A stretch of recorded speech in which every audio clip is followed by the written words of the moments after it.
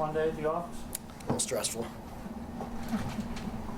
Yeah, the guys didn't give up. You got to give them credit, you know.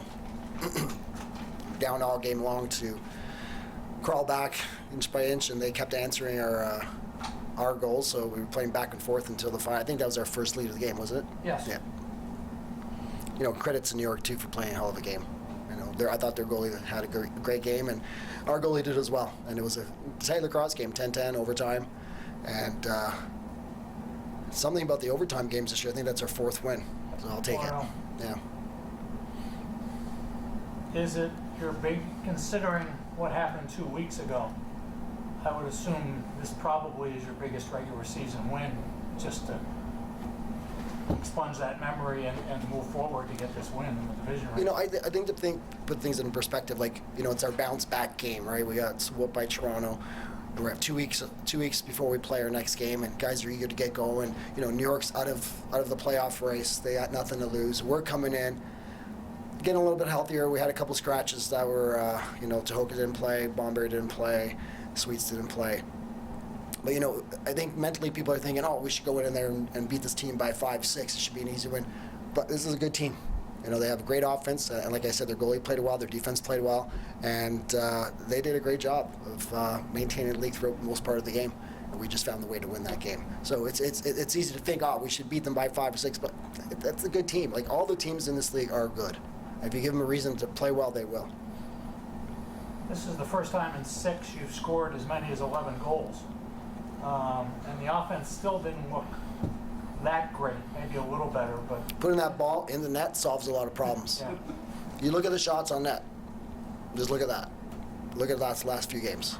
You know, it's right now the guys are holding their sticks tight, whatever it might be, but I have confidence that eventually the ball is going to start going in, and what I'm happy about is we're getting chances. And I thought we had chances today. Like I said, the New York goalie played well, and like Louis scored when he had to. Coach, how did you prepare to face Jeff T, leads the league? I can't tell you that. Jeff's a really smart player. He's going to take what you give him. He's very difficult to prepare for, and the best we can do is try to contain him and minimize his production. And I thought defense that covered him today did an excellent job. Spanger, Weiser, Priolo did an awesome job on him. And he still got 20 shots off tonight. Yeah, like, he's a good player, but we just want to contain him, get stick on his elbows, on his gloves, and just bother him as much as possible. And I thought we did a good job of it. You know, he's an excellent passer. He can score from the outside. He can get inside. He's a triple threat. And those guys are, you know, they're hard to come by. And facing him, no matter what we're going to do, he's going to do the opposite. What was your biggest halftime adjustment that you really stressed to your guys? You know, like you touched upon, you know, we haven't been scoring a lot. It was just stay positive.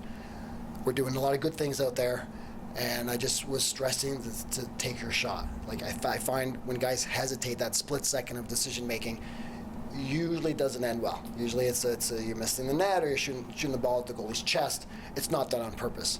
But when you're shooting with confidence, you're picking corners. And I just want the guys to have a free mind when they're playing, especially the offense. That was my message. How did you think everybody reacted to the Toronto game 2 weeks ago? You obviously had a couple practices. Was it? Well, the guys were they turned the focused the page last pretty couple well? weeks. They did. We had a really good practice last week after the game.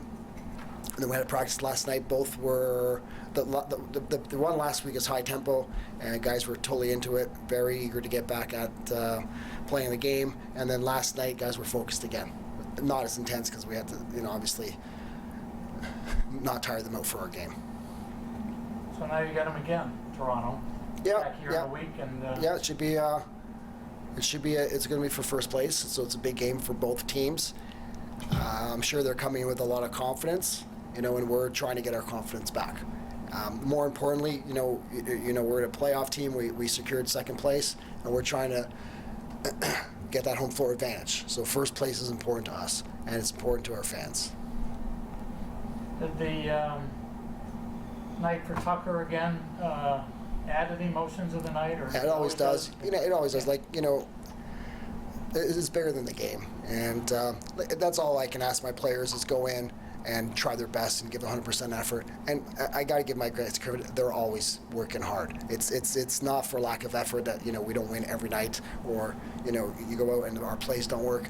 It's not because of lack of effort. It's because, and I tell them, guys, people pay hard-earned money to come watch you play. They just want to see you work hard. They want a competitive game. Hopefully win most of them. Luckily what are we at now? 12-4. When you don't go out and play hard, and you just take the easy way out, you're soft. It's easy to see those guys. People don't appreciate that effort, right? So I think, I'm not trying to defend losing or anything, but it's easier to pill to swallow when guys are working their butts off. Thanks, Coach. Thank Thanks. you.